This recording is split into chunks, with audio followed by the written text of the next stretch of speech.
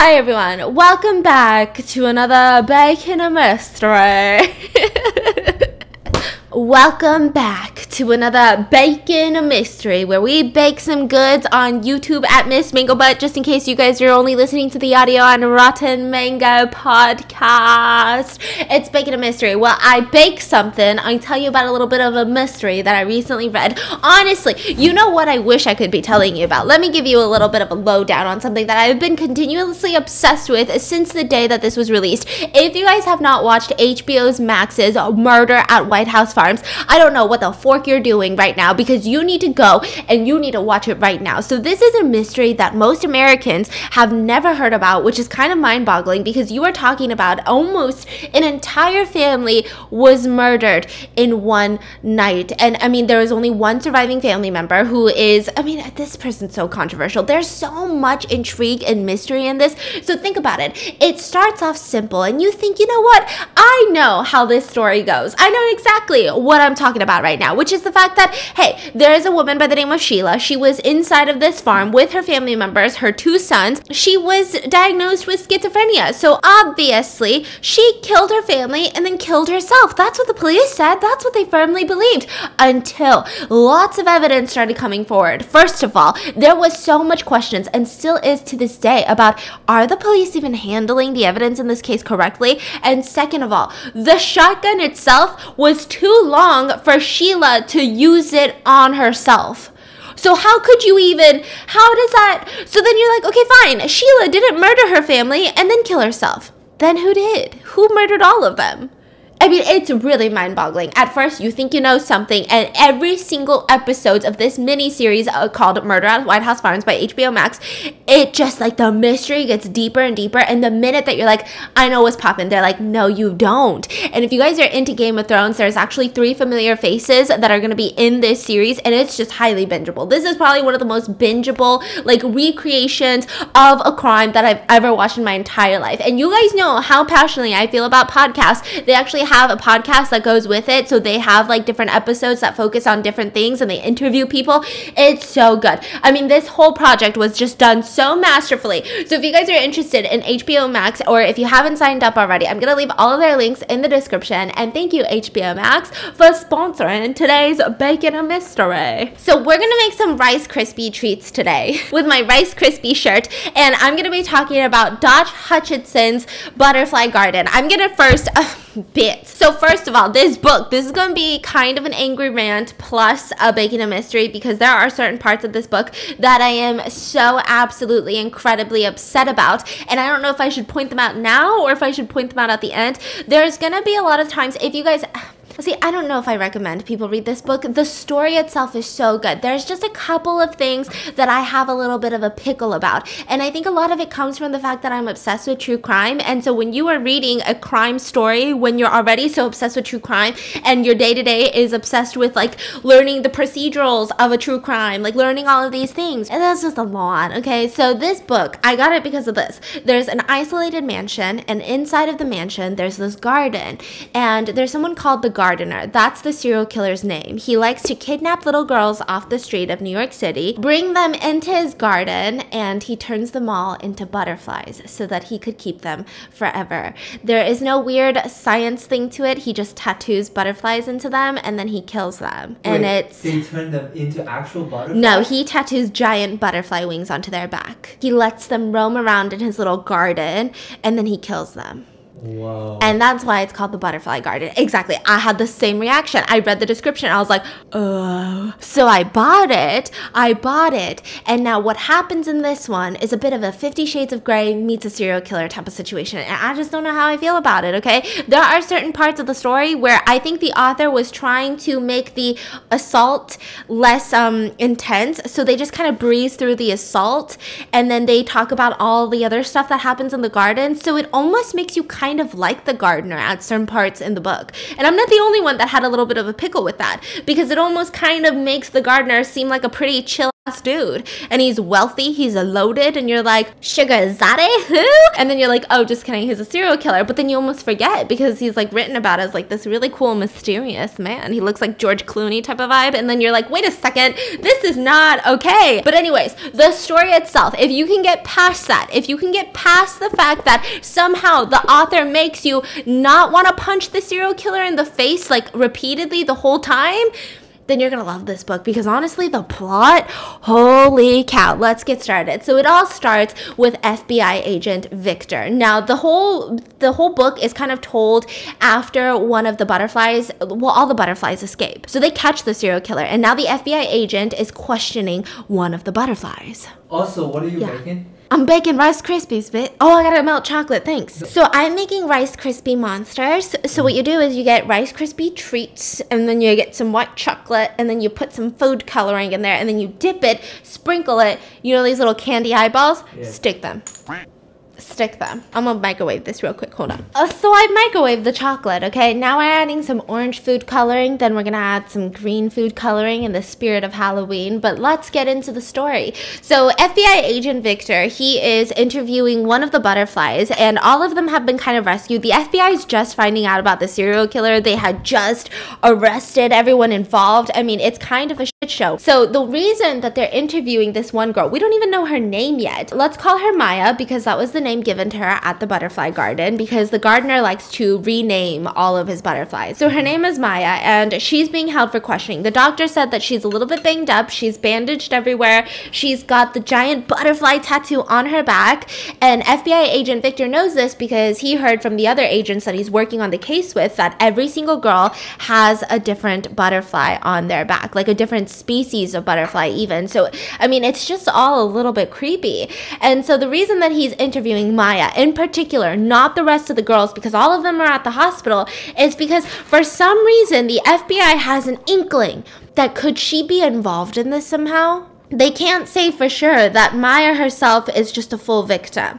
Like, was she recruiting girls? There's just something about her that's alarming. All the other girls keep looking to her as leadership. None of the other girls will even talk to their parents in the hospital until they talk to Maya first. So there's just some weird shit going on, especially because he's watching her through the little interrogation room right now, and he feels like, you know, is she really reacting like a victim would react? Like, she doesn't seem all that traumatized. She seems a little bit sassy, a little bit intense right now more than anything. So he goes in and he introduces himself as FBI agent Victor, and he starts asking her questions about the butterfly garden. And the reason that she's not really scared of talking to the FBI, she said, is because, you know, she talked to the gardener, and I feel like that's scarier. So you get an idea that this gardener dude, the serial killer, is kind of a creepy man. Like, he's really intense. He's scarier than the FBI. So we get into her little story a little bit, and she says that she doesn't have anyone to call to. She refuses to give her name. She refuses to give her age. They think that she's anywhere between 16 and 22, but not much else. Like, she's just saying, like, are we done? Like, can you let me go? So they start questioning her more, and they ask her, like, why are you not scared of talking to us? Like, why are you so chill right now? And she says, it's no different from talking to the gardener. And they're like, you talk to the dude's gardener? And she's like, no, the dude is the gardener. So then we get a POV into what Maya experienced. So she said that she was kidnapped, and she woke up in this cold room, just drugged up. All she remembered is that she had this massive headache. The floor was cold. She was completely naked, and she was coming to, and she heard this voice, and she couldn't even open her eyes. Like, she felt like this was the worst hangover that she's ever had in her entire freaking life. And she hears a voice that says, hey, take some Advil. Here, drink this glass of water. And the first thing she realized was that she was so shocked that she had been kidnapped, first of all. But second of all, it was a girl's voice. And she's like, what? And so she wakes up, she takes some Advil, and she's looking around, and she's like, what is this? And the other girl, who's wearing this black little, like, sleek dress, it almost looks like a designer dress of sorts. You know, she's saying things like, it's okay, the gardener doesn't want to see you yet. And she's like, what are you talking about? And she says, here, let me get you up. So she gets up, she gives her another of the matching same black dress. Now, this black dress is almost like a silk dress. It's a camisole. and it covers most in the front, and it goes all the way down to either your knees or the ground, and the back is completely bare. So it like loops down like a silk drapey like cocktail dress, and it touches right above your little butt cheek. And she's like, why do I have to wear this? Like, this is really strange. And she walks outside, and there's multiple doors inside of this hallway. And as they walk outside, she walks into one of the biggest atriums she's ever seen in her life, like a greenhouse almost.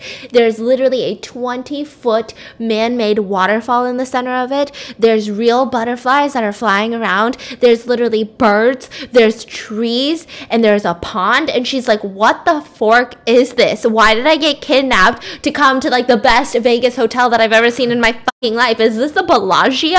You know, she's a little bit confused. And the girl says, we're his butterflies. And the girl turns around, and Maya sees literally giant butterfly wings covering the entire girl's back, tattooed on. That's why the dress. That's why the dress. She has nothing yet? Nothing yet. And so for the first week that she's there, she's drugged up the entire time. And the girl's name, we learn, is Lynette, but we're going to call her Lynn because for some reason I have a really freaking hard time saying the word Lynette. So Lynn, she's been there for a couple years now. She was also kidnapped, and she said, don't tell me your name because it doesn't matter. The gardener will give you a new name once your wings are done.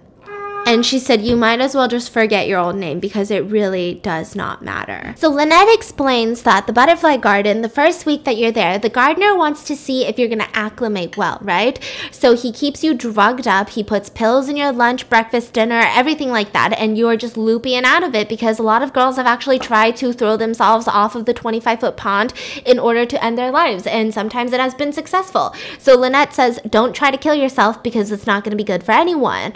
And so she's just drugged up the rest of the week, and she's really confused, like, what's going on? How does someone have this amount of money? And what do you mean we're the butterflies? Like, why are we called butterflies? She also notices that multiple times a week, every single door, so she gets her own little room, and it just has a bed, it has a shower, and a sink and a toilet, and like a little bookcase. That's it. So she has her own room. Lynn has her own room, and a couple times a week, there's these metal frames that come down and hide those doors. And she asked Lynn about it, and she said it makes it look like just a regular hallway instead of making it look like there's actually doors behind it. It's soundproof, and the reason that these doors exist is because the gardener has his actual gardeners come in twice a week to take care of the garden, and the butterflies can't be seen by the real gardeners. Oh my god, this is so trippy. Yeah, look at how cute. That's kind of cute. That's cute. And the crazy thing is, there's a ton of other girls there. So Lynn said that he has about 20 butterflies at any given time, and they're all there being held captive. They've all been kidnapped. They all have new names. Don't ask them about their old names because you could get killed if you talk about your old life here. You have to just act like a fucking butterfly.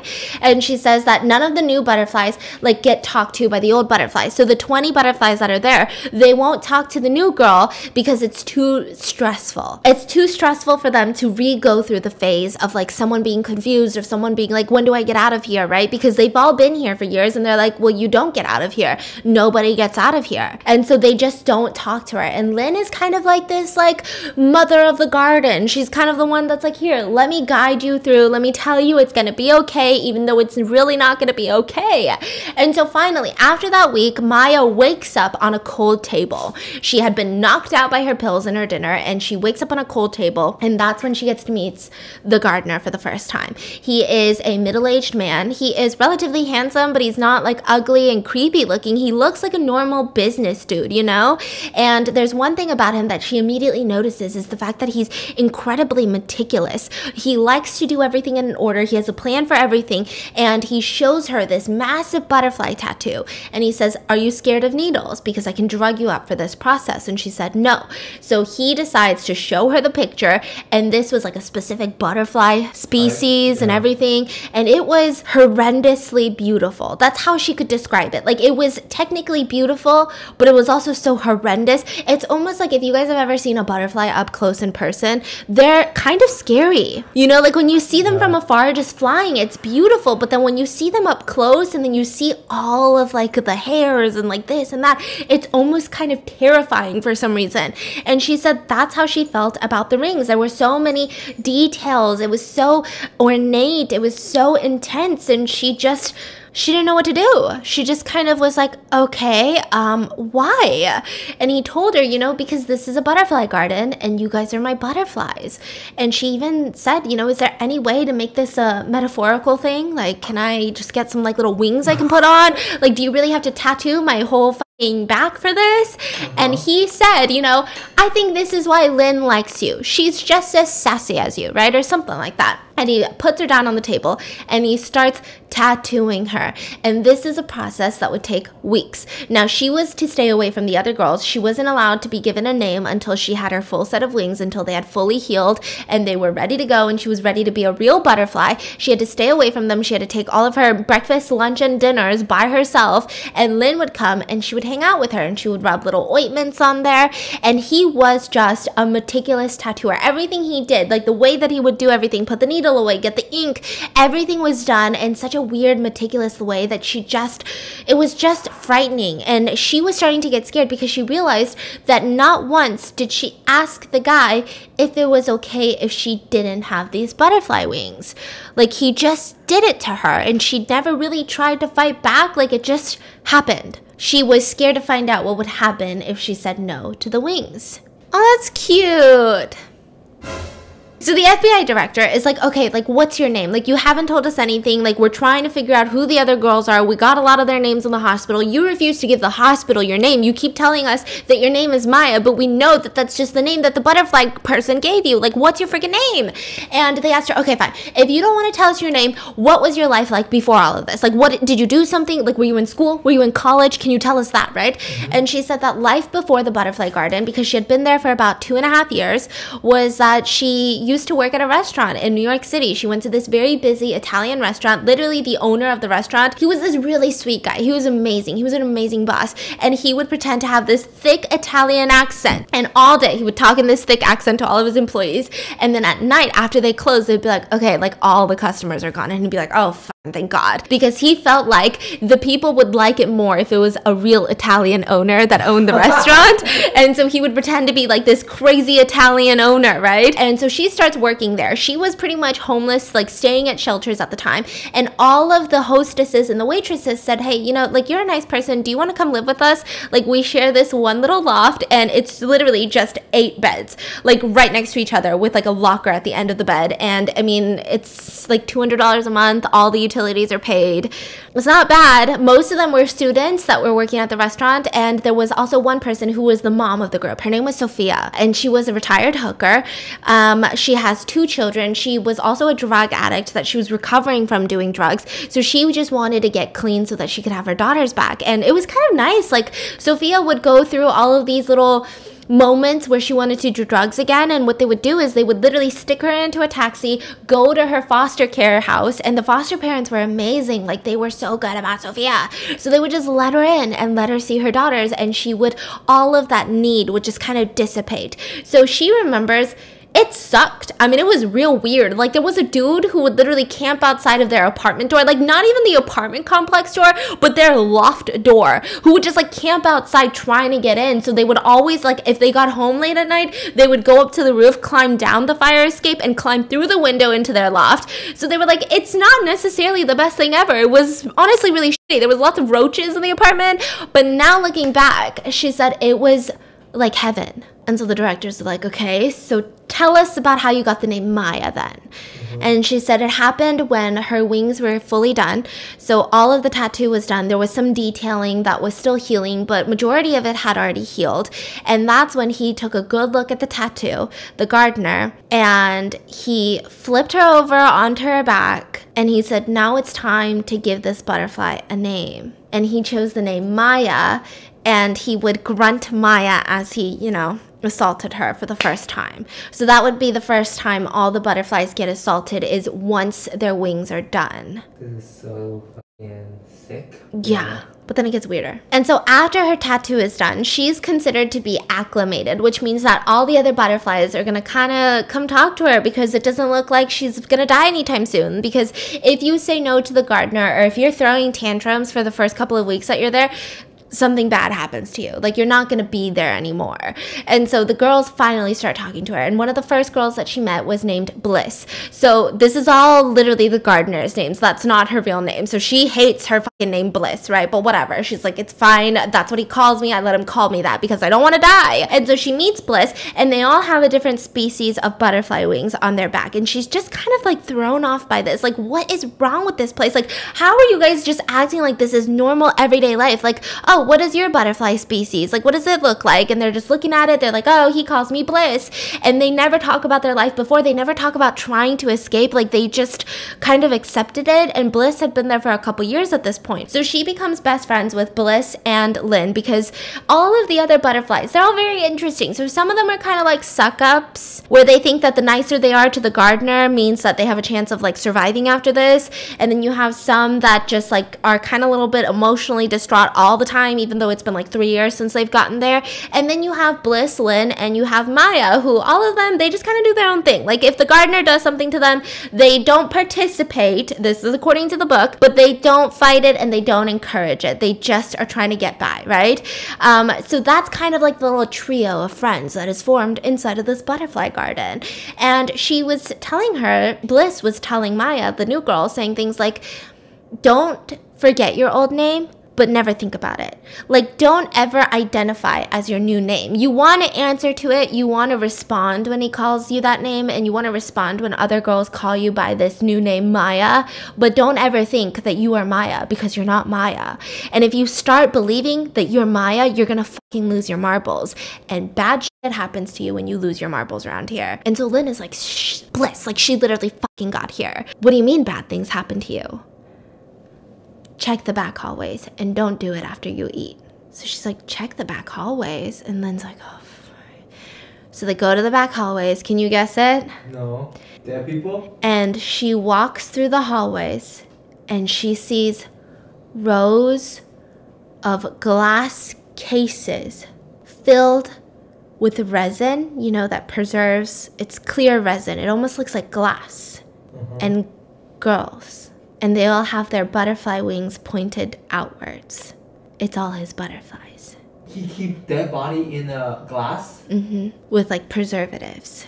Like how they preserve butterflies? Yeah. Ah! And with their wings showing. How many are there? A lot. Like 20 plus. Oh my god. And so you realize this, and that's when we go back to the FBI interrogation. So half of the FBI team is currently at the butterfly garden trying to take note of all the evidence. The other half of the FBI team is at the hospital trying to ID the girls, trying to see where they're from, because a lot of them weren't even from the state. This is happening in Maryland, by the way. And this girl, Maya, she was from fucking New York City. So they're like, we need to know where the hell these girls came from, how long they've been missing, who is their family, like who do we contact, how old are these girls, like what is the damage? They don't even know how to start this case. And the FBI are sitting here also questioning Maya, who seems to be some sort of ringleader of this group, and they need to realize, does she have any connection with the gardener that happened before the kidnapping? Was she part of the kidnapping? Is this a fake story? Is she like the daughter of the gardener? Is she like the girlfriend of the gardener? Like, is she a recruited employee of the gardener?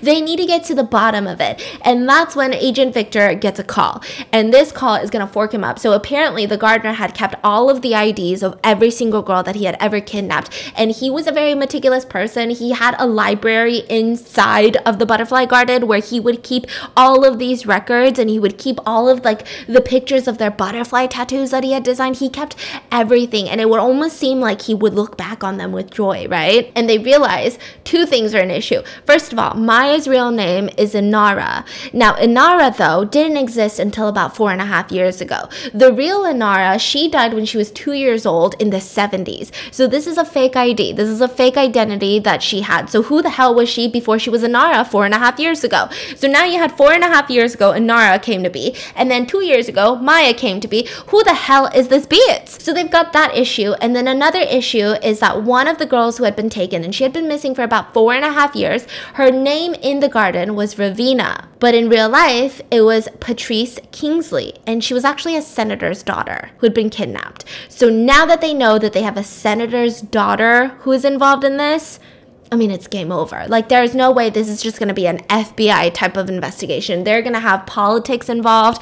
They're going to have so many other strings going for them. And if the senator gets a word that the FBI is questioning one of the victims right now, they're going to put two and two together, and they're going to think that something is wrong with Inara. And the minute that they feel like something's wrong with Inara, there's no coming back. What does that mean? Because all the girls are in the hospital. The FBI is questioning one girl. Why would they question one girl? And they don't want the senator to find out? No, until they can get to the bottom of it, because that's not the senator's job. This is the FBI's job. What is the senator gonna do? Like, try to make it be like, this bitch did it. Like, this bitch is part of it. Like, she should be in jail with the rest of the little criminals that are in jail right now. So they're just really worried. They just didn't want anyone in the press to know that they're even questioning one of the victims, because then it draws the question of, like, is this a victim? Is this not a victim? And then they just don't want that to happen.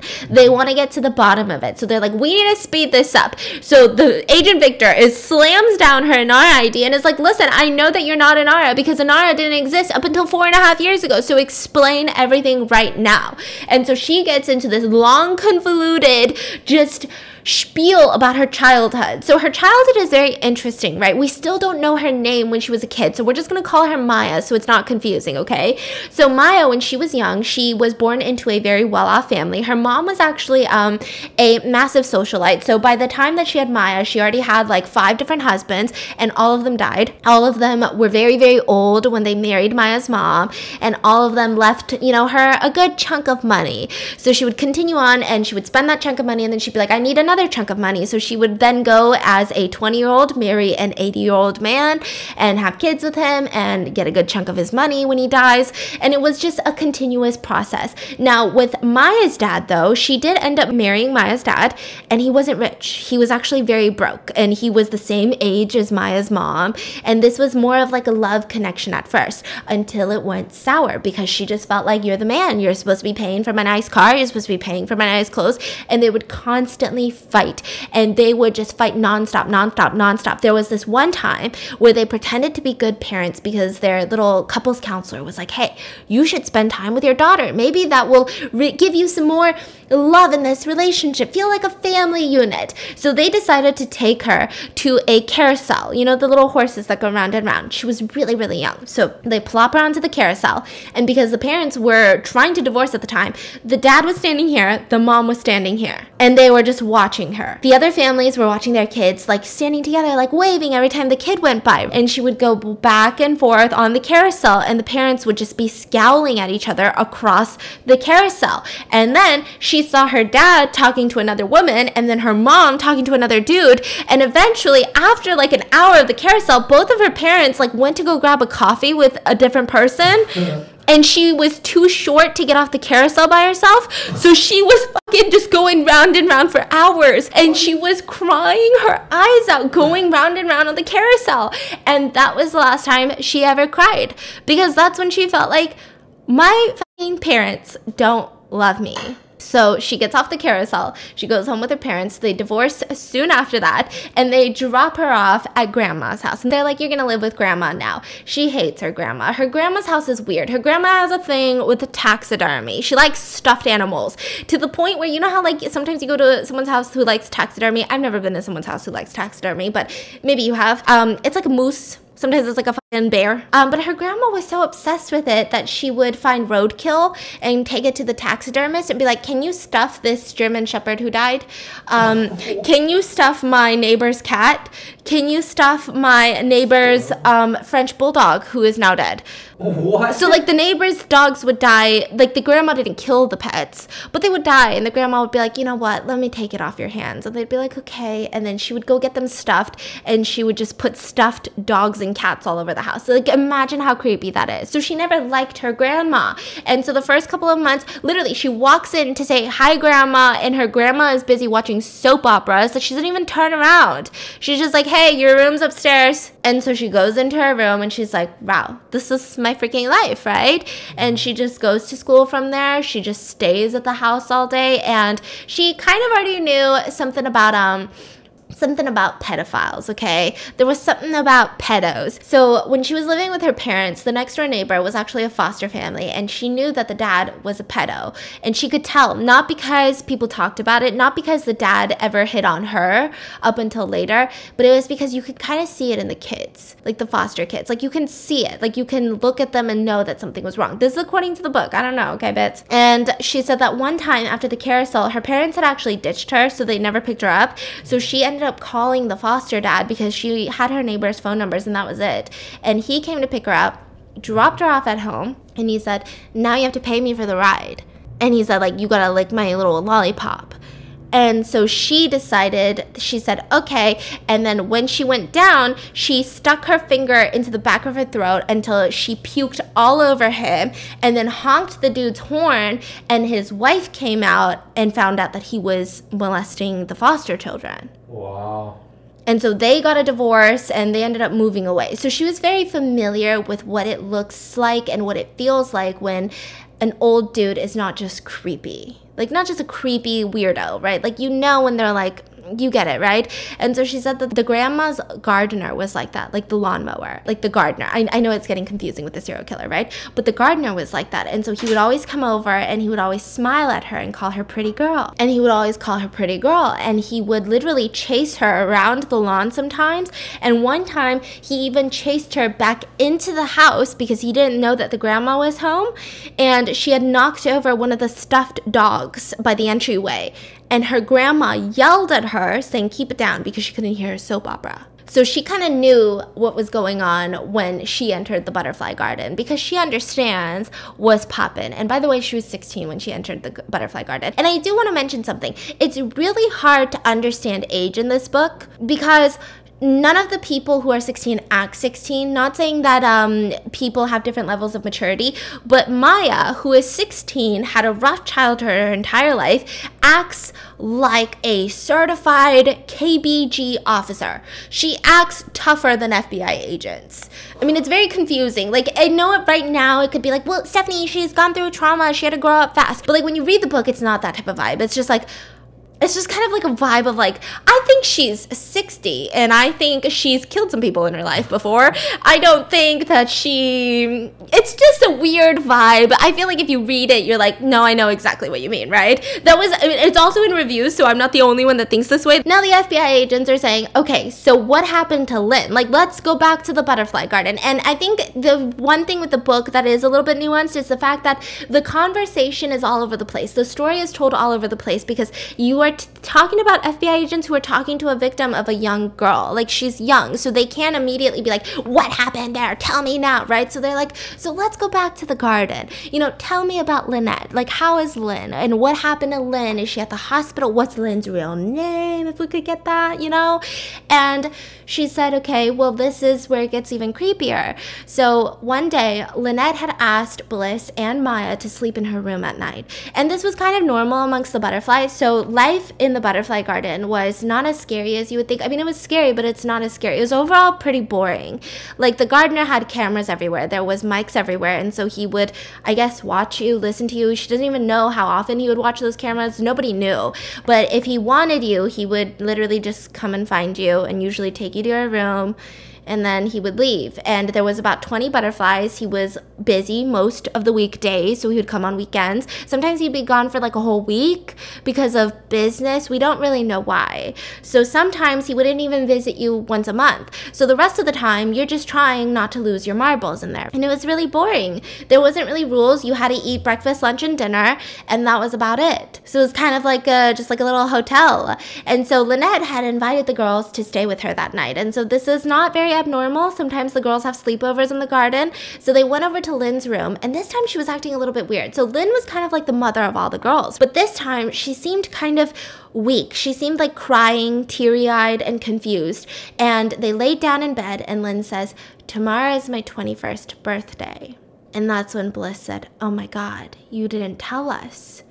And she said, because it wouldn't really change anything, but I don't know what to do. I don't know if I should fight. I kind of want to put up a fight. Like, I kind of don't want it to be easy for him, but I also don't want that to make it more painful for me. And that's where we learn that 21 was the age that the gardener felt was the peak of the butterfly. And butterflies have very short lives. And so he felt like if he doesn't preserve the butterfly when they turn 21, then he will lose the peak beauty of the butterfly. So that's why all of those girls were encased in glass, because they turned 21. Wow. And they saw on her little table in Lynn's room that there was a dress folded up. And all of the girls, they all wore the same dress, the same black dress. I mean, some of the girls even complained about the black dresses, but that's when they realized that the only time that you wear color is when it's your 21st birthday. It's a gown that's specifically picked out to enhance your butterfly wings, like to go with the color of it. And so they all cried together, and they had wished that the walls had come down, like, you know, to hide the doors, because they didn't want the other girls to remember Lynn as being so weak, because she had been like the mother of all the butterflies. But everyone heard her cry that night, and the next morning the gardener came, knocked on the door, and escorted her out. And the next day they saw Lynn encased in glass.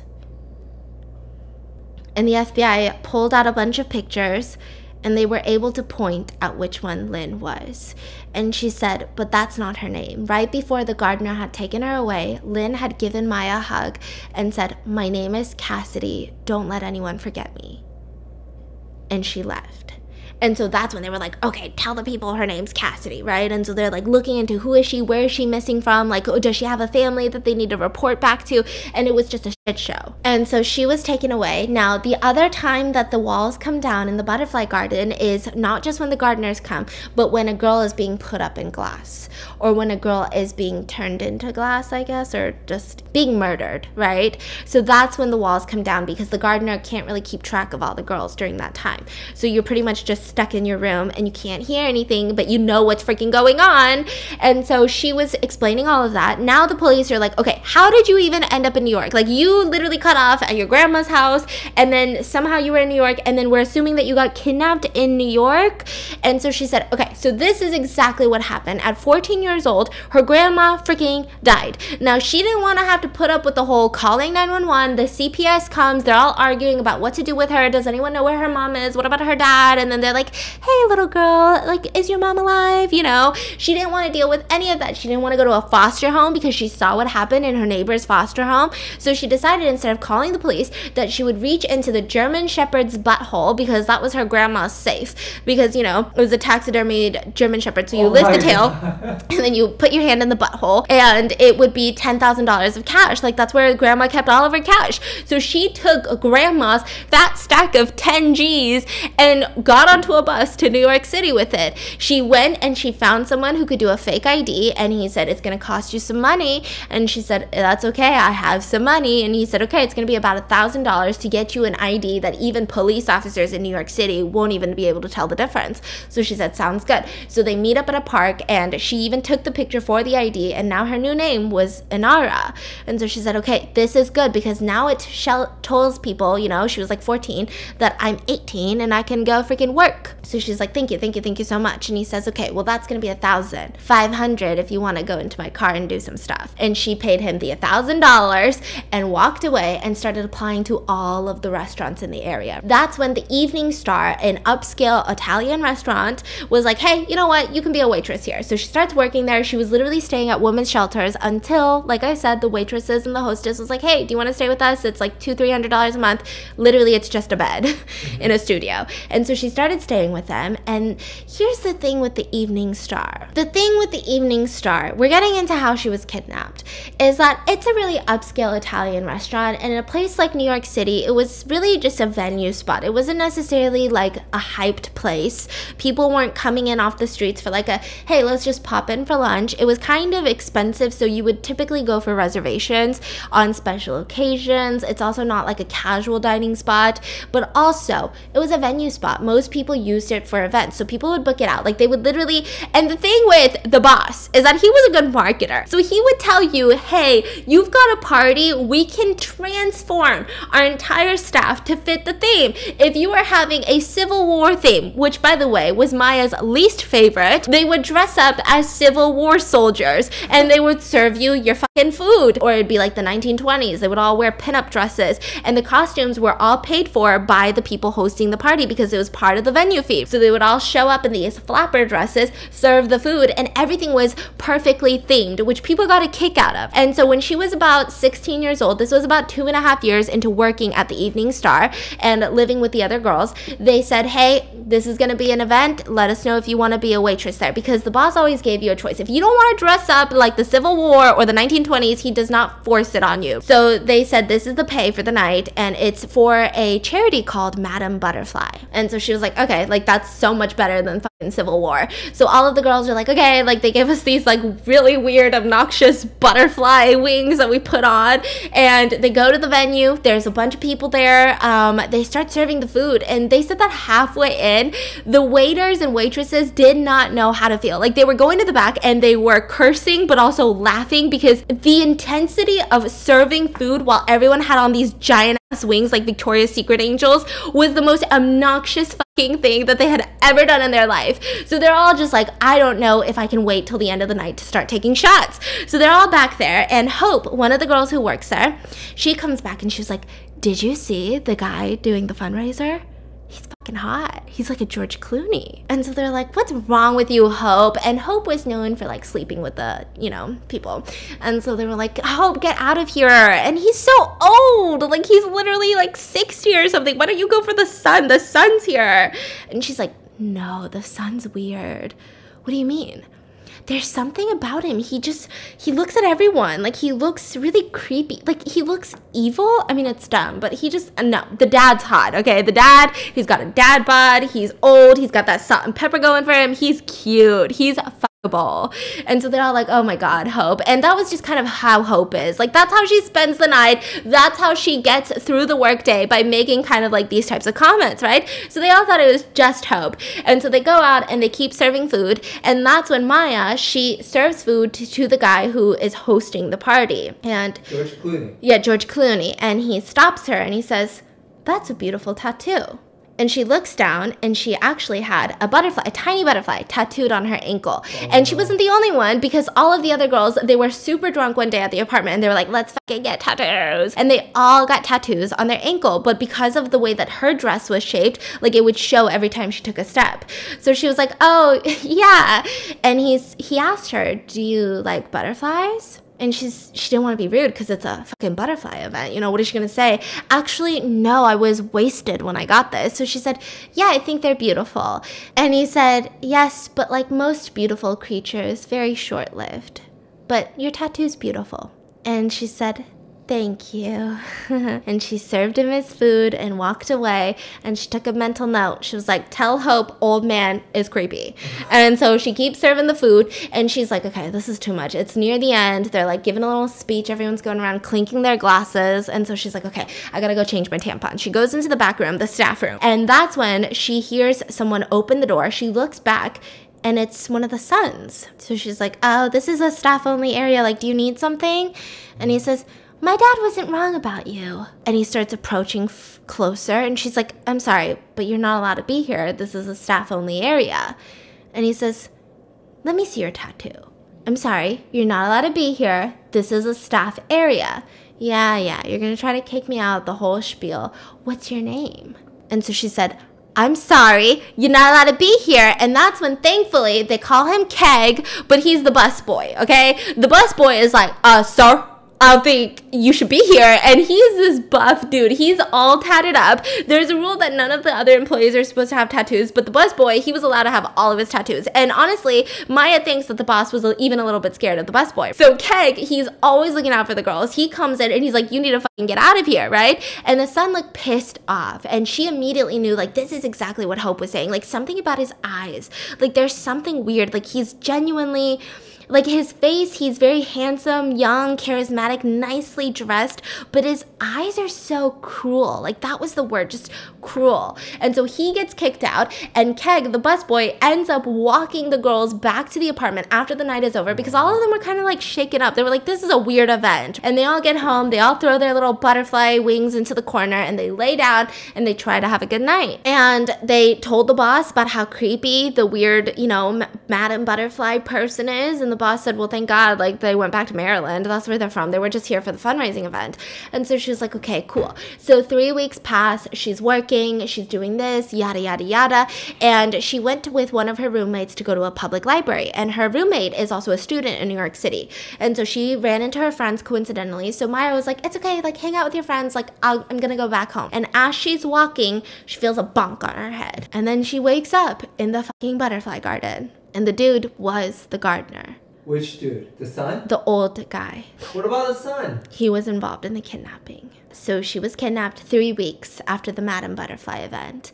And he was the customer client host of the Madame Butterfly charity function. Wow. Now, back to the garden. This is where things get a little bit weird. The FBI gave her some hot dogs to eat while they're talking to her, and the FBI realized that she's fucking obsessed with this hot dog, which is weird because when you have a lot of victims that were in captivity, usually they lived off of things like hot dogs. You know, their captors were not the type to be like, let me take you out to a fancy 5-star restaurant, Michelin only. So she was looking like she was fucking downing this hot dog. And they said, oh, like, did you not eat hot dogs in your 2 years there? And she said, no, Lorraine only cooks us healthy food. So they're like, who the fork is Lorraine? And so she said, okay, this is almost like an urban legend, okay? Inside of the garden, the butterflies talk about this, and it's kind of like this weird unspoken thing. So Lorraine was one of the first couple of girls to ever be kidnapped by the gardener, and she thought that she could be real slick with it. She ended up falling in love with the gardener and just like Stockholm syndromes to the max, that's what they said. And she convinced the gardener that when she turned 21 years old to not kill her, but to let her work for him. So he sent her to cooking school. He sent her to get a nursing degree. She never, not once, told anyone about the garden. She didn't tell any police. She didn't try to run away, not even once. She would come back to the garden every single night. And once she had graduated, she lived there as their like in-house nurse slash cook. And Lorraine was a really big bitch because she was actually jealous of the butterflies. And it was sick. It was sick and twisted. So the day that she turned 21, he gave her a new dress, took away her black dress, a dress that you could no longer see her wings. She was never called a butterfly anymore, and he pretty much just ignored her. Never visited her for other things ever, just only talked to her about food and stuff that mattered to the garden. And she would almost, you could see Lorraine walking through the hallways being jealous of the dead girls in glass, because she loved the gardener and the gardener loves his butterflies and she's not a butterfly. Now she's in her 50s and she's just super fucking salty. So they're like, the gardener has been kidnapping girls for 30 fucking years. Yeah. And, you know, Maya said the gardener only kills you for 3 reasons, unless you're Lorraine. The first is that you turn 21 years old and butterflies are short-lived, so he wants to case you in your prime beauty. Number 2 is if you get sick, injured, or pregnant. So Lorraine does administer shots, but I mean, contraceptive, there's always like a case that you might get pregnant. And so if you ever get pregnant, he just kills you. And then the third is if you lose your mind, like if you can't do it anymore, you have mental breakdowns, or you try to do a coup where like, let's knock down the gardener and run out, right? He's gonna kill you. And so they said, okay, well, tell us about the son, because you mentioned that the son, what was his name? Avery. We have an Avery on file. And she's like, yeah, Avery. You told us that he was at the restaurant and he kidnapped you. Did he ever come to the garden? That's when she said, yeah, Avery has his own room in the garden, and he's a little bit different from the gardener. He likes to kill girls for fun sometimes. So a lot of the times he will accidentally kill a girl, or he'll do it on purpose. It doesn't really matter. And then he'll be banned from the garden for a little while. But then the gardener always lets Avery back in for some reason. And so he also assaults all the girls. And her first time being assaulted by him, she was dragged into his room and there was already a dead butterfly there. So he had killed her. And then he assaulted her, and she was bruised up and everything. And that's when the gardener comes in. And this is where it gets really weird. This is where I have so many pickles with the book, because then you start seeing like Avery is disgusting and what you would normally think of a kidnapper, and then like the gardener saves her from his own son when he's the one that put her in the position anyway. And so the gardener would come in and scoop her up from Avery's room and would continue to apologize as he helps like wash her and put band-aids on her bruises his, and he would even let her sleep in his room, which she didn't even know that he had a room at the time inside of the garden. And so he would let her sleep in that room, and he would just whisper, "I'm sorry," while like brushing her hair all the time. It was just a lot. And that's when she tells the FBI that the gardener doesn't want, like, he doesn't necessarily want to kill the girls. He just doesn't want the beauty to die in a butterfly.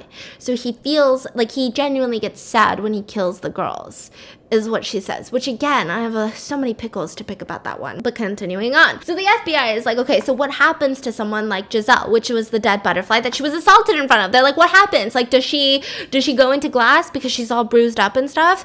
And she said, no, if you die in a way where you are now unpresentable as a butterfly, you don't get in glass. And she said, I mean, we'll find out later what happens, but they just don't come out in glass.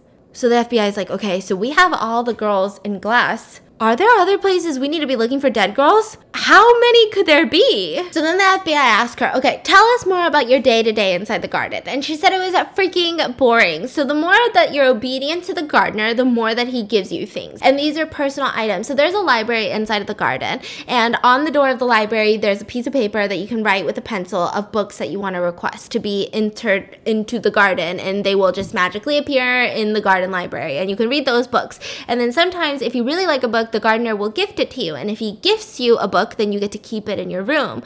Otherwise, it has to go back in the library because it's a shared book with all the girls. And as long as you follow all the rules and the gardener likes you, he starts giving you things that you like. So for example, Bliss was obsessed with clay. Like, she loved pottery. So there was even like this big, you know, what do you call those in the kitchen that Lorraine would supervise her with, because she had the big pottery oven that she was allowed to use, and she was given clay.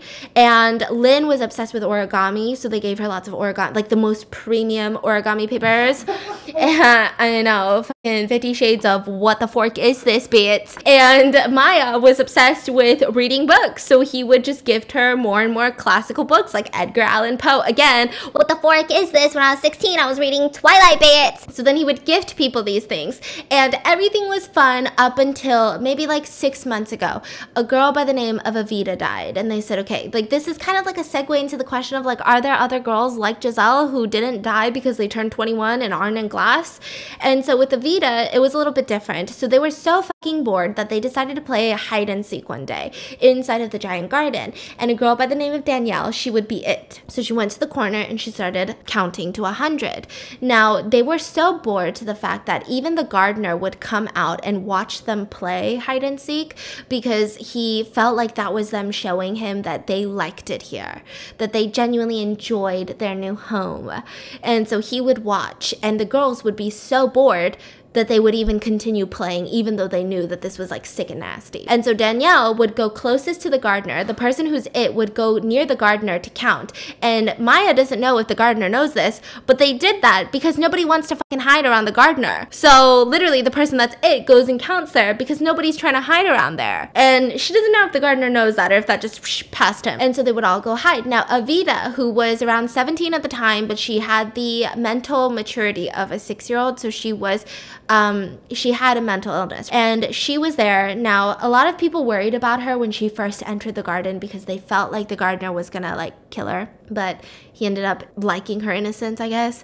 But he wouldn't really visit her. She would just be kind of kept around. Like, she was just there being held captive. I mean, she wasn't as, I guess it wasn't as bad as the other girls because they were getting visited by the gardener. But with Evita, it was different because she genuinely was happy there compared to the other girls, because it seemed like she didn't really get the full scope of what was going on. She didn't know that she was going to die soon. She didn't know that we're being held captive here. Our families are waiting outside and we're going to die here. She kind of felt like this was like a fun place once in a while to be. And anytime she would get sad, she would cry about it and then she would be over it. Whereas the rest of the girls, like, they just had this, like, they knew what was going on. And so the gardener really liked her and everybody really loved Evita. So Danielle, she starts counting. So she counts to 100 and she said, I'm coming. But then she heard Evita was still like trying to hide. So she would just keep counting. This is something that all the girls did. So they would count until it was quiet. So they knew that Evita hid. And Evita this time, she hates heights, but she said, I want to climb the trees with Maya, because Maya was obsessed with climbing the trees. And so she said, I'm going to climb the tree. So she gets up onto the top of the tree with Maya, and Maya's like, it's okay, right? Like, just hold the tree tight. And she says, I don't like it anymore. I want to get down. And so Maya's like, okay, let me help you down first, right? And she starts coming down when all of a sudden everyone screams and they see Evita falling from the tree. And at first you hear massive screaming and then you hear like a crack and then no more screaming. And you see her fall face first into the pond. So all the girls start freaking out. They start running to her. And it seemed like she had, because it's a small space and all the trees are kind of like right next to each other. It seemed like somehow she got really unlucky and she had snapped her neck while she was falling down. Man. And now she had a snapped neck. And she went into the water to get Evita, and she was kind of carrying her, and the gardener came, and she was obviously dead. And all of the girls are about to start crying when they see that the gardener is literally sobbing his eyes out. And it was just like this sick, twisted moment of like, why are you crying? Yeah. And like, they just watched him cry. And so the FBI comes in because, by the way, this is like the whole FBI interrogation, right? So another officer comes in and they are giving updates about the case because it's a fresh case. And then the officers will then question Maya and be like, look at the new evidence we got. And so one of them comes in and says, the son Avery is dead. 13 of the girls are expected to survive. And also Patrice, the senator's daughter, she refuses to see the senator. The senator has arrived at the hospital, refuses to see her own mother unless she talks to Maya first. And so the FBI are like, what? And so they're like, okay, first of all, like, the son is dead. And they look at her because they're trying to get her reaction. Like this Maya girl, they don't know what's going on with her. They don't know if she's somehow involved in this. They don't know if she's just as much as a victim as the other girls. They don't know why she's the ringleader of all of this, to the point where the girls don't even want to talk to their family. Like, that seems a little bit weird. Yeah. And so they ask her, like, they're trying to get her facial emotions of if she's sad that her alleged tormentor is now dead. And they said that the word to describe her was that she looked haunted. And so they're looking at her and she just looked kind of haunted. And she said, what about, and they said, what about the younger son? Does the younger son know about the garden, Maya? So we find out that Desmond is the younger son, and there's another son to this. And the way that we find out about this is the way that she finds out. So we're back in the garden. So it's like back and forth into the garden. It's like memories. So we're back into the garden, and Maya has this thing for climbing fucking trees, okay? She's a little Tarzan bitch. And so she loved climbing the trees in her free time because A, she was so freaking bored, and B, sometimes she would climb up there and then she'd be like, what would happen if I just jumped? Because she was literally miserable. And C, she would sometimes put her hand up against the glass of the greenhouse and think like, you know, what if this glass wasn't here? She would just imagine things. When she looked outside from the top of that tree, something that she couldn't see when she was on the ground level was this like massive mansion in the distance. Now this mansion, you could tell it was massive because of how far it was, but like the size of it from how far it was. And then there was like a bunch of other gardens, and it's just really just all gardens everywhere. It just looked like trees and flowers and rose bushes everywhere. And she would see the gardener every day at around 6 to 7 p.m. walk around the garden neighboring the house that was not this little greenhouse with a frail old woman. And she could kind of tell by the way that the woman was moving that the woman was kind of in charge. Like the gardener would stop every time that the woman wanted to stop, and she kind of concluded that this was his wife. And she was sick. It seemed like she was really sick. So she would walk really slow. He would kind of dote on her, make sure she's like okay. And then sometimes Avery would join them on walks and he would look miserable. And then sometimes a different boy would join them. And he was really young, and she knew that the parents loved him a little bit more than Avery because the mom would stop and she would put his hair behind his ear and she would take care of the mom as she walks, whereas Avery didn't do that.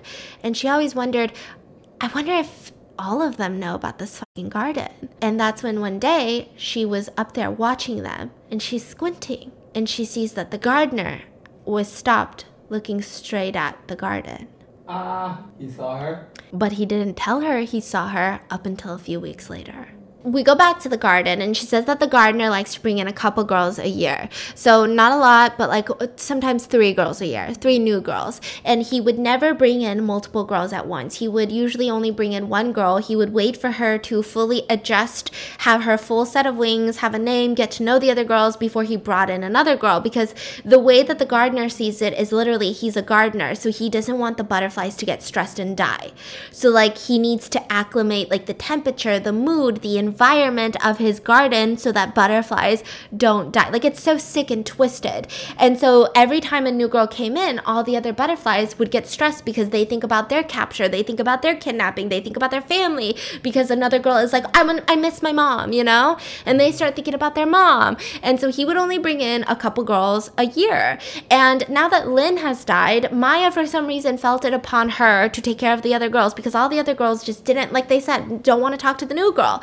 And new girl, technically, no one's in charge of making her feel comfortable. Like, she just gets drugged and then she gets tattooed and then just set into the garden. So Maya's like, fuck this. Like, that's so messed up. And so she was talking to the first new girl that came after Lynn died, and her name was Johanna. Well, her new name in the garden was Johanna. And she was really well acclimated, and the way that Maya had introduced her to the garden was like, hey, you fucking survive or you die. Like, that's it. And that's not how Lynn had introduced her to the garden. Like, she was a lot nicer about it, right? And Johanna, she seemed well adjusted. So Maya was like, you know what I'm doing is good. Like, girls need to know straight up what's in it for them. Like, you fucking eat your food, you have to live through this, and then, you know, when you turn 21, you're dead anyway. So do you want to die now or do you want to die when you're 21? It's up to you, really. And so she would kind of do it like that. And Johanna, she was acclimating. She got her full set of wings. Her name was Johanna. She was hanging out with other butterflies until one day they saw her face down in the pond and she had drowned herself.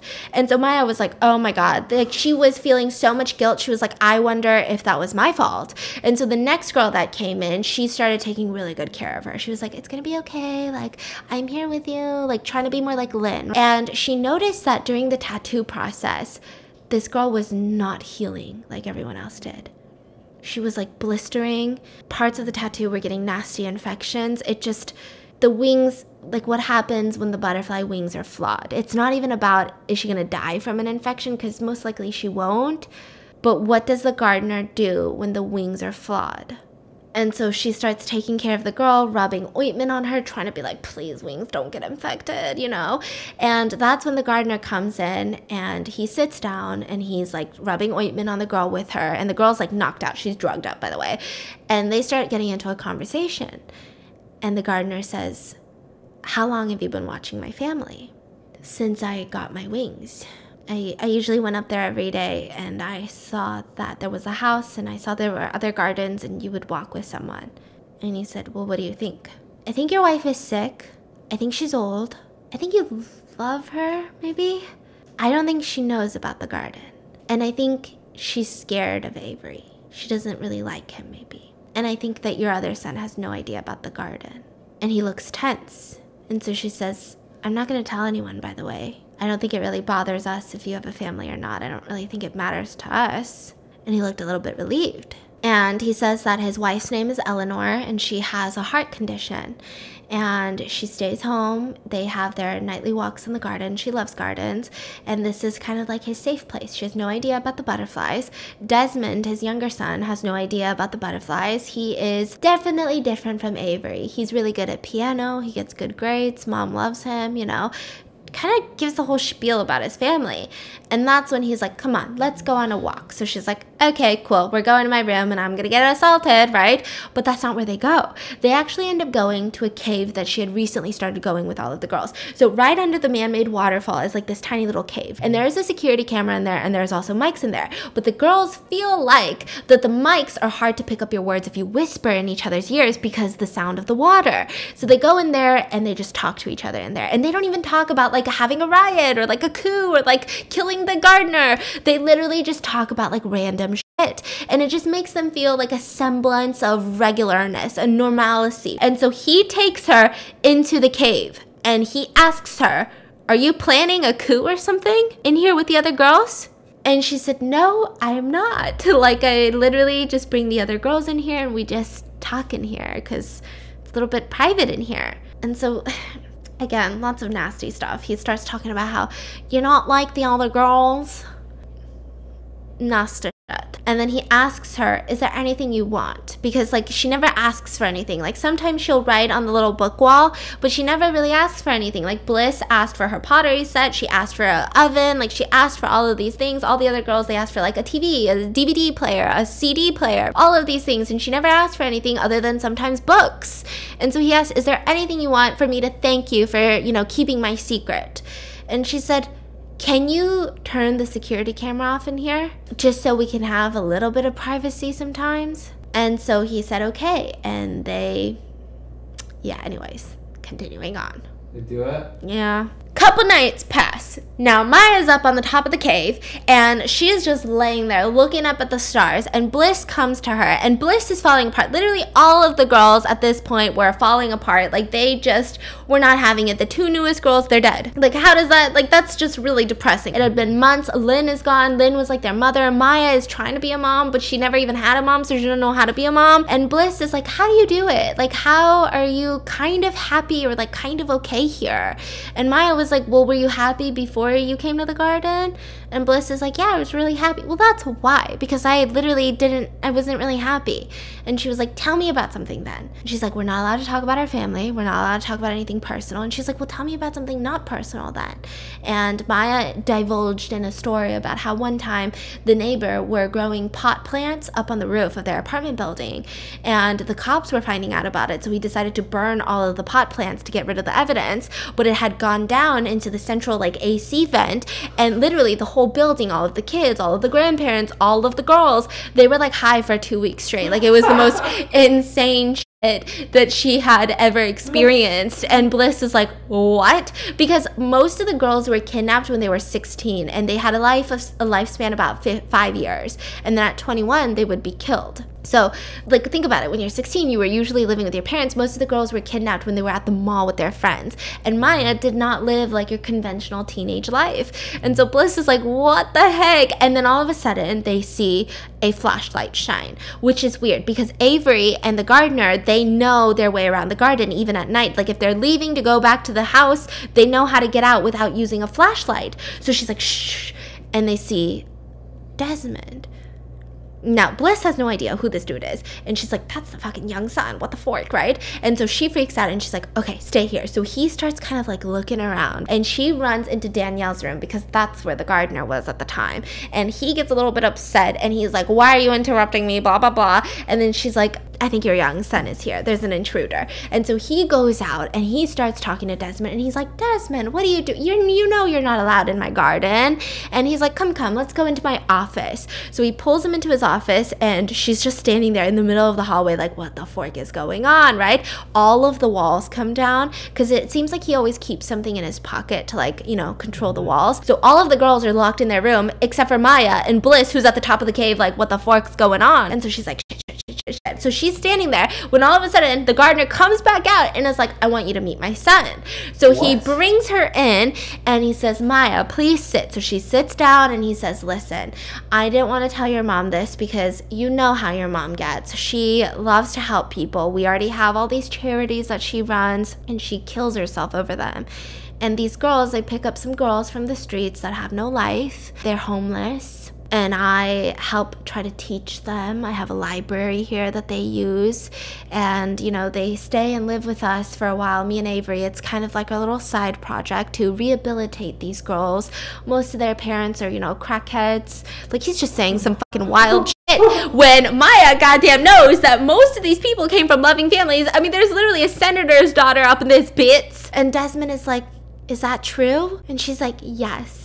I was about to resort to hooking, and then I came here. Like, she's just going along with it because she's scared. And so he's like, yeah, I mean, yeah, mom would be really stressed out if she had to take care of all the girls. And she's like, are you a fucking idiot?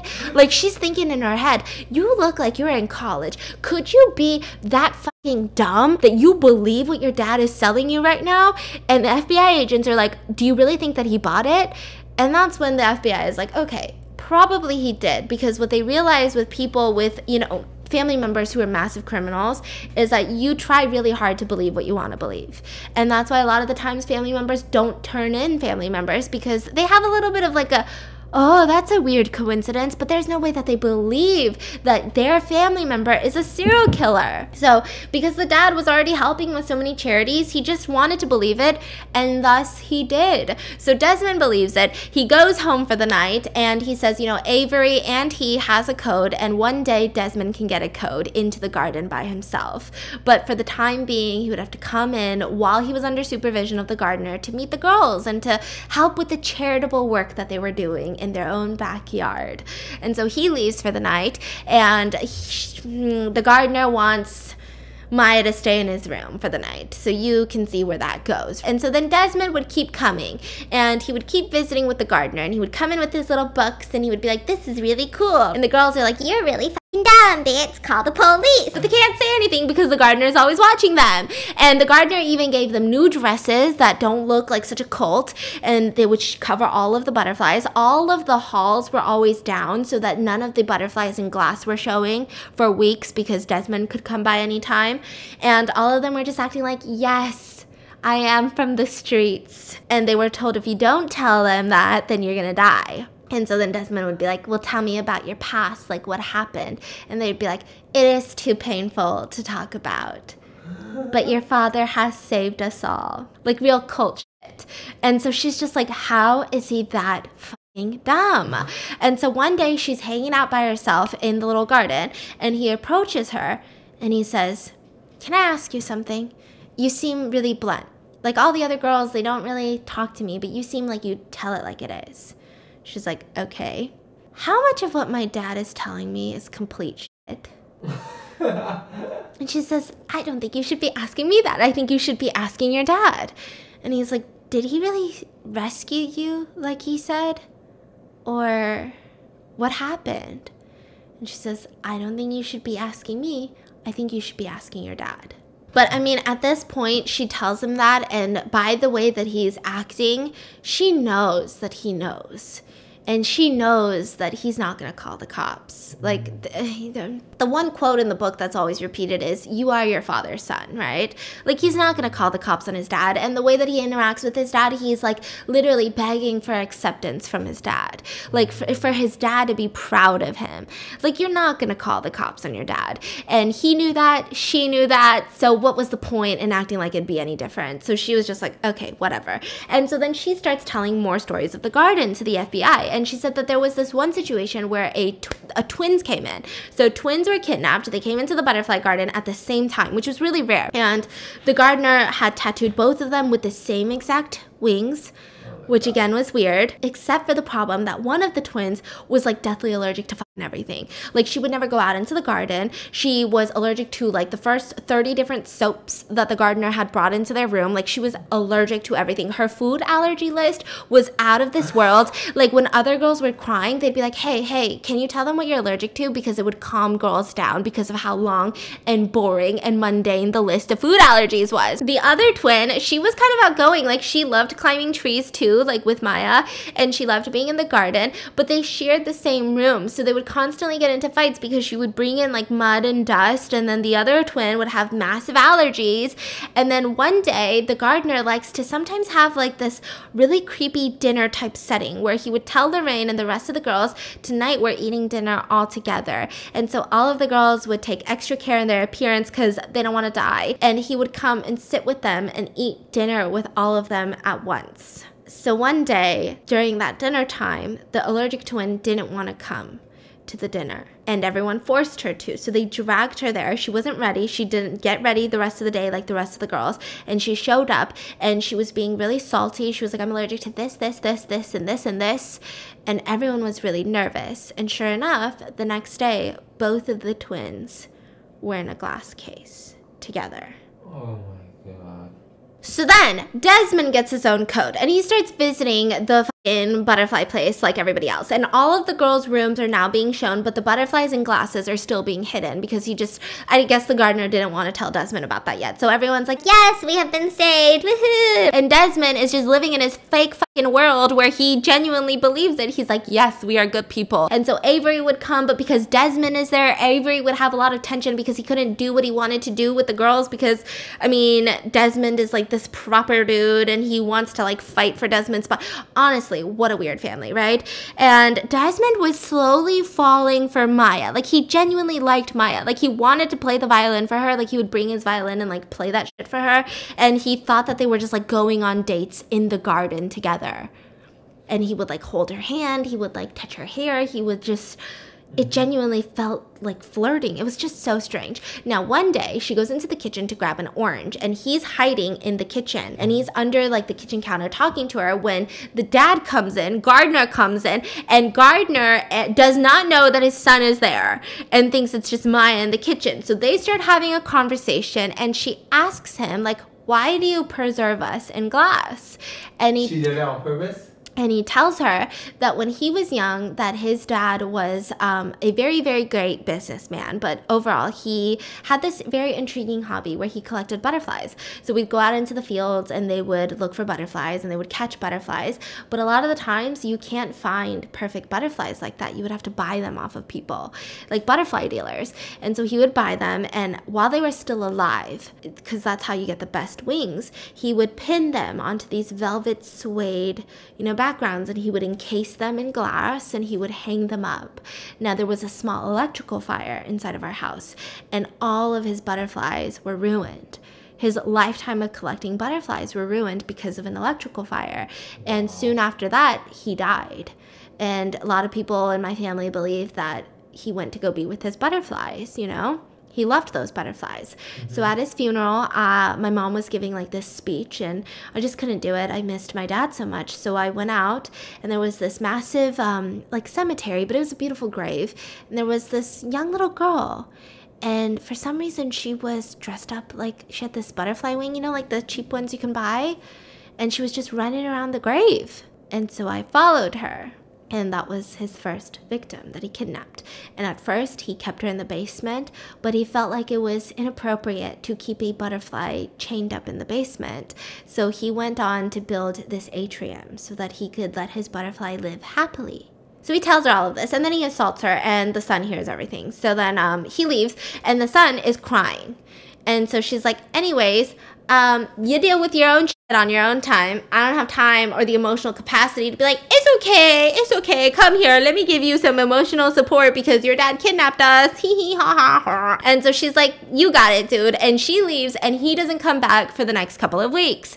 Now he ends up coming back, and he is acting like none of this exists. He is still like trying to trick himself, mental cartwheel his shit into believing, you know what, y'all are still rescued little hoes from the streets, And so he continues on. He doesn't even ask questions about like, what do you mean when you asked my dad about the glass thing? What do you mean encase you in glass? He was just like, whatever, how are you doing? I had my exams in college. It's been rough. And so she's just like, you forking idiot. And she said that she hated him just as much as she hated the gardener and Avery, just in a different way. So we're gonna get into a little bit of the girls that were there at the time. So we've got, the FBI starts giving them some names, and she starts kind of telling them about them. And one of the girls, he's eating it. He is not making a treat right now. He dead ass is eating a fucking straight ass Rice Krispie right now in front of my face, bitch. So some of the girls, like you have Pia, who is curious about everything. Like that's her thing. Like she likes to read encyclopedias. She likes to learn how everything works. You've got another girl who's obsessed with like cross stitching, and she was even allowed privileges to wear a tiny little scissors around her neck as a necklace because he didn't want any of the other girls to have it, but she needed it to cut the thread. So she would have these tiny little scissors, and if she wasn't wearing it, they would get confiscated from whoever had them, or if she left them in her room.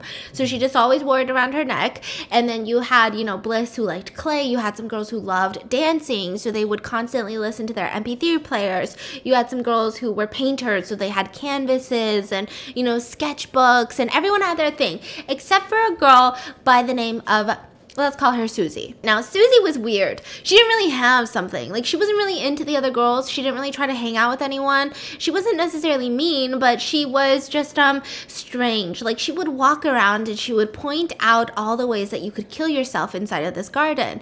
But when someone would be like, okay, then you do it. And then she'd be like, no way. So she was just kind of weirdly fascinated with death and everything about death she liked. And it was almost creepy because the only other person who liked the glass girls other than the gardener and Avery was Servat. She liked going up and, well, her name is Servat in the book. We're going to call her Servat. So Servat, she would go up and just stare at the girls for hours on end and talk about how resin and formaldehyde or whatever the, thing is used preserves the body. Like she was she was a little weird. And so everyone kind of stayed away from her because that's just weird. Like, you do know you're going to be there one day soon, right? But she just maybe didn't care or maybe didn't understand. So she was just obsessed with death. Now, Simone, one of the girls, she ends up falling pregnant. That was a really hard time because they knew what was going to happen to her.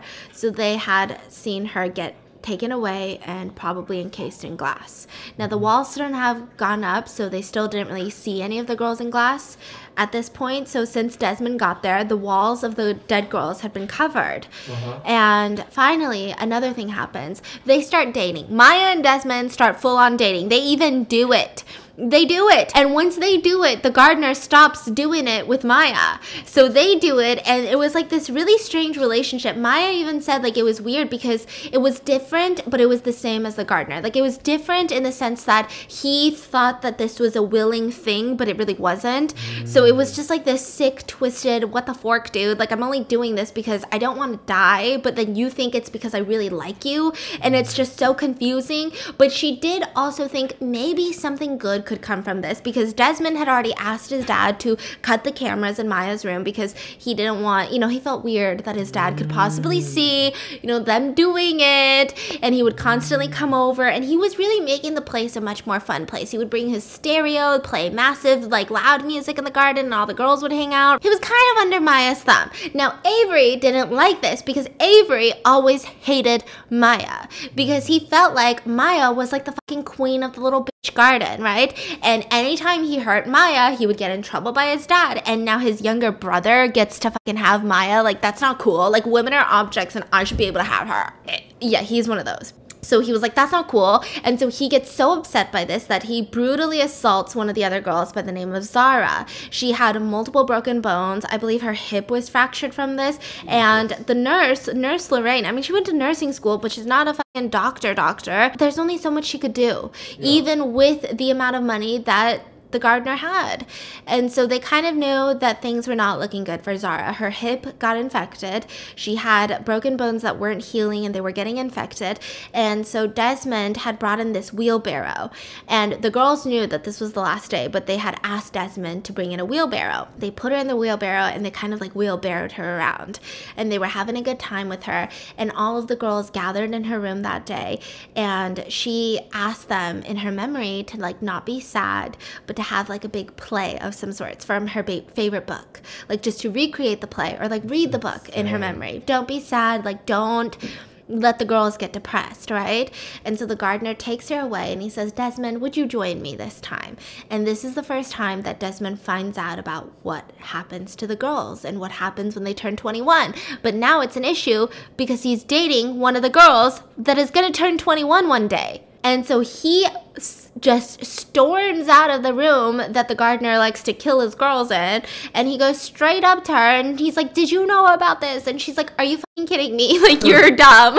And so he starts getting so upset and he leaves the garden and he doesn't come back again for weeks. And he's like, I literally hate that dude. And so finally, the environment was just nasty in the garden because all the girls were getting so sad. Like, this was just like the ultimate sadness. And they decided, you know what, let's finally just have that freaking play because Zara said, don't get sad. And the gardener had heard about this. And so he decided to buy all these costumes for the girls to really like enact it out. And he felt like if they were putting on a show for him, it must mean that they're happy to be here, right? And he had invited Desmond and Avery to be the audience with him. And Desmond ends up showing up and he's just watching and they're doing their play when all of a sudden Avery screams and he says, Dad, you'll never guess, I brought another one in today. And he drops the girl on the ground and she's unconscious, she's beaten, she's bruised, she's bloody. And the girls look at her and she's freaking 12, okay? Like, this is the moment where everyone's like, oh my God. So she's 12. Okay. And everyone's shocked because all the other girls were kidnapped at 16. 12 is like really young. So they're like, what? And the dad gets mad, and the girls take away the girl into one of the rooms, and they're like taking care of her. She wakes up and she's in so much pain, and they tell her it's gonna be okay. Like, we're not gonna let anyone touch you. We're not gonna let anyone hurt you. Like, what's your name? What's your name? And so that's when, you know, they heard lots of fighting outside. All the girls are taking care of the 12-year-old. She said her name is like Lily or something. And they promise her nothing's gonna happen to her. The gardener comes in and she's like, you're not giving her wings. You're not touching her. Like, I would literally, we're all gonna like die and kill ourselves if you even try. And so he's like, okay, like, you got it. And Desmond comes in and he's like, can I talk to you, Maya? And so she goes and talks to him and he says, I think I'm gonna call the cops. And so she's like, okay, well, her name is Lily. She's recently, this is where she lives. Like, she's recently been kidnapped. You know, just, are you going to tell them everything? And he just kind of walked away. And that's when we're back in the interrogation room. And they end up escorting her to the hospital to talk to all the girls. So they talk to all the girls for about an hour. And the senator comes up to Inara or Maya, and she's like really upset, like, what the fork? Like, why are you with the FBI? Like, why won't my daughter talk to me? And who are you? Are you Maya? Why does she want to talk to a Maya before she wants to talk to her mom? And she tells the senator, sometimes, like, you're just not ready to be in the real world. Like sometimes, like, we're still Maya. Like, we're still in the garden. Like, we don't know what the fuck's going on right now, okay? So just, like, give her some time because she's not ready to be your daughter yet because she doesn't even know what's going on right now. So she goes into the room. All of the girls insisted on staying in the same room. So it was like this tiny little hospital room, and they're all sitting there waiting for her. And she gets in there and she starts talking to all of them, and she comes out, she talks to all the parents and lets them know, like, listen, it's not because we don't fucking love you, it's because they're just not ready. You just need to give them some space right now. And they escort her into a room where they see the gardener hooked up to a bunch of machines. And they said that his name is Jeffrey McIntosh, and it seems like he will make it to stand trial. So you need to tell us the full story because he needs to be put behind bars. And so she's like, okay. They said, what happened at the garden? She said that he ran away, all the doors came down, and it seemed like the police had gone by. And then the doors came up, and we all walked outside to the garden, and we saw Avery. He had been punished by his dad, who had hit him with a cane multiple times, which is a weird dynamic. And then they came out and they saw like a pack of chewing gum that had been discarded on the ground, and the cops had come by. But I guess the gardener had talked them out of it, that it was nothing, and they had left.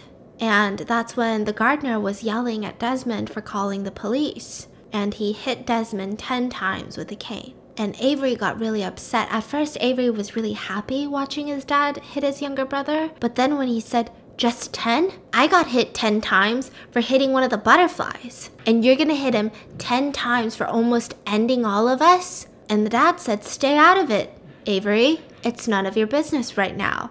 And Avery pulled out a gun. And he shot Desmond. And he shot the gardener in the arm, and he demanded all the butterflies come to him because now he is the owner of the butterfly garden. And he grabbed Maya by the hair, and he said, you're no longer going to be some queen bitch of the garden or some shit like that, right?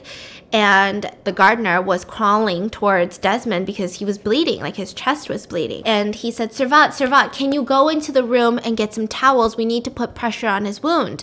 And Avery was so busy, like, haha, I'm the fucking king. And so Servat was like, the room? Which room?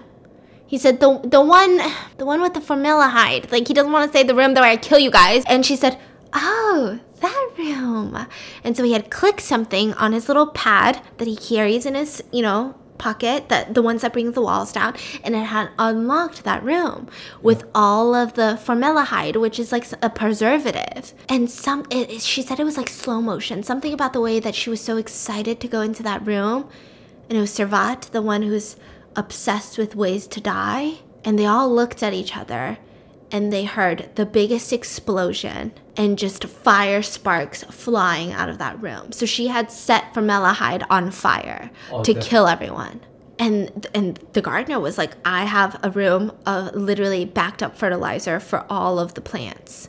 And if the fertilizer is highly flammable. So he's like, we need to get out of here. And like the door was too far. Avery was like near the door, wailing his gun around. He grabbed one of the girls and snapped her neck. Like he was like literally on a killing spree. And so they're crawling around. And for some reason, as they're literally drenched in all these little fire ashes, they start hearing police sirens. And she said, why did they come back? And the FBI said, well, the main person, the police officer who had stopped by, got back into the car and called his, officer, his supervisor, and said, it was a cold call. It seemed like it was a prank call. Maybe some, kid mad at his dad about something, right? A rich family. Weird. Really weird. And they said, well, who did they say was missing again? And they gave the names. Cassidy Lawrence, which was Lynn, and the new girl, Lily. And it was weird because Lily was kidnapped in Maryland and Cassidy Lawrence is from Colorado and she's been missing for like 6 years. So why would they be connected? Like, why would anyone even know both of their names? If you were calling because you're mad at your dad and said your dad kidnapped people, like, why would you do that, first of all? But second of all, you'd probably look at the local news and pick like 2 girls off the list. How would this dude even know about a Cassidy Lawrence who has been filed as a missing person since 6 years ago? And so they were like, you need to go back and question them. And they came back, and that's when they realized the whole fucking thing is like burning down. So they're like, call the fire department, and that's how they got out. But only like half the girls survived the explosion. And they take her into the next room where Desmond is hooked up to machines, and it seems like he will make it out too. And they're kind of looking at her because maybe this is like a happy moment for her. I mean, maybe they did like each other. I mean, I imagine how complex that is. And she said that she wishes that he would have died. Not because she hates him, but because he could have died a hero, but now he's going to live and be known as a coward who called too late. Because it doesn't really matter in people's eyes if he called right immediately. It's different from calling after 6 months of knowing what's going on. So they leave, and as they're in the waiting room of the hospital about to head back to the interrogation room at the FBI center, she hears Inara from the other side of the hospital, and she turns around and it's Sophia, the retired hooker, according to her words, that lived in the apartment with her. What? It had been 2.5 years, and she ran over and she said, I can't believe this. And they sat down, they're crying, and she said, I have all of your stuff. You didn't pack anything up. All the other girls thought that you just up and left because nobody filed a missing persons report for Inara because of the way that everything was set up. Like, those girls that were living in that unit, they were all kind of running from something. Like, none of them were just like, hey, my parents left me and they all miss me. They know I'm living here. Like, all of them were either running from abusive ex-boyfriends or something like that. And so they just assumed that she had to run because something happened. And she said, but I didn't. I knew you were going to come back. So I kept all of your stuff, and my daughters miss you. I have custody of my daughters now. And she was like, and then I read on the news that something happened, and I felt like you would be here. I felt like you would be here. And the cops are like, what do you mean you felt like you were going to be here? So they're hugging, and she's crying. And Nara's crying for the first time since that carousel ride, and she's just bawling her eyes out. And she says, is this the garden? And Nara's like, yes, it is. And so the FBI sit down and they said, we need to know who you are. Who? Sophia. So Sophia tells them everything. And this is why Inara was very suspicious. Maya was being really suspicious about the way that she was telling the story. So the night that they came home from Madame Butterfly, the charity event, Sophia was in the apartment and she saw all the girls take off their butterfly wings and toss it into the corner. And Sophia had a complete mental breakdown and she got drunk. She relapsed that night. And so they went out onto the fire escape while all the other girls were partying in the room. And Sophia said that when she was really young, she was 16, and she was fighting with her parents, that she ran away and she got kidnapped by some dude, and he tattooed these wings on her, and so he showed her her back, and she said it was called the garden, and he would call us his butterflies. And there was some other girls. There was a girl named Lorraine there, and it was just so weird. And she had gotten pregnant from that garden, from the gardener, and she somehow was able to escape because his first son, his name's Avery or something, he had just gotten access to the garden, and it was real sick that they were doing this together, but he had this access code that you have to type in to unlock the door to leave, and nobody's allowed near the area. But she would climb the tree, and he would be so slow at typing in his code because he was new to the garden, and she memorized it. And when she found out that she was pregnant, she knew that she was going to die, or that she would at least lose her baby. So she ran away and she escaped. And then she just didn't know what to do. She couldn't go to the police because I mean, by that point, she was so traumatized. She was just hooked on drugs. That was the only way to get by every day. No one would believe her. The police wouldn't believe her. She doesn't have a name. She doesn't know anything. It was just a garden. Like, could you imagine being like, I was kidnapped in a garden and he wanted me to be his little fucking butterfly and he fed me good food. And yeah, that's the story. And so then she found out that maybe that this person, I mean, imagine that garden, how much that cost. This must be a very rich and powerful person. And so she couldn't go to the police anymore when she got older because she was scared that they would convince her that she made this whole story up and that somehow he would get custody of his daughter. And she couldn't risk that. And so then she ended up having another daughter by somebody else, and she became a prostitute, had a rough life, and she was trying to get clean for her kids, and she just relapsed the day that they came home with all those butterfly wings. And so Inara heard about this, and the police were like, did you deadass get kidnapped on purpose? And she said, no, she didn't. She didn't believe that the person who hosted the butterfly event was the same person. She believed that this was a weird coincidence because it's a real charity, you know, Madame Butterfly. It's not just like, I want a butterfly event. Maya. Maya knew the story. Maya found out that night when she got home from the butterfly event. And she didn't think that this was connected. She believed that that was some other creepy stalker serial killer out there. She didn't think that it had anything to do with the Madame Butterfly people because that was a genuine charity. So she was like, oh my God, I'm so sorry that happened to you, Sophia. And they continued on with their life. And 3 weeks later, she was kidnapped and ended up in the butterfly garden. And she already knew. And she already knew. And she knew that this is where Sophia was. And so that's why she was a little bit different from the other girls, because she was more calm and collected. And that's why she kept climbing the trees to see if she could get people to put the code in, to read the code. But she could never get it. And then Desmond walked in because Avery was getting slick with it. And I'm sure his dad beat him up after, you know, one of the butterflies escaped. And so then Desmond came in and she was like, okay, well, this could be my only chance. And then that's how they escaped. And that was why she was being so suspicious, because she didn't know how Sophia would feel if all of this got connected back to Sophia. She doesn't want Sophia to be in trouble? Yeah. Like, not be in trouble, but not feel the guilt of, like, knowing all these other girls. This happened. And never reported it? Yeah. So she told a slightly different story? Yeah. But how she got out was because of all the drama, like fire. Yeah. So it wasn't necessarily Sophia that helped her out, but she was really crazy about not telling stuff about her past because she didn't want anything to be tied to Sophia because she was worried about Sophia and her kids. I see. And then Sophia told her, we're family now, and they cried. Is that end of it? That is the end. What? No justice? I think there's another book. I'm not gonna read it. But there's more to this story. I think there's like a half ending to the justice part and how the girls acclimate to the rest of the world once they get out. This is the dessert we made. I'm gonna take a bite. This is like some really like almost like a code / kinky / religious / it's just a really, because like the fact that the dude is crying, yeah, he acts like he doesn't want to do this, but he's doing it for the greater good. Was it creepy? It was kind of sick, huh? This book, it has amazing reviews. It has over 4 stars, like 45,000 reviews on Goodreads, which is a lot of reviews for a book. So I imagined it to be more serial killery. Like I thought it was gonna be more true crime with a twist of like the butterfly garden, but it ended up feeling more like a fan fiction, like some weird fan fiction.